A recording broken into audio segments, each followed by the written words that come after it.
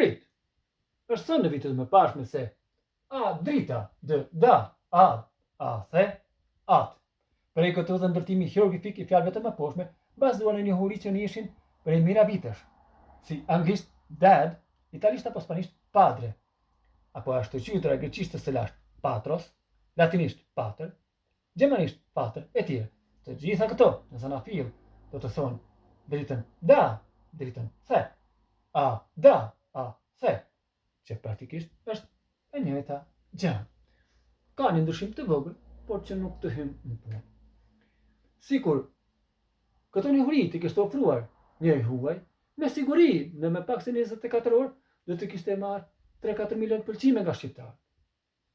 Kush e di pse?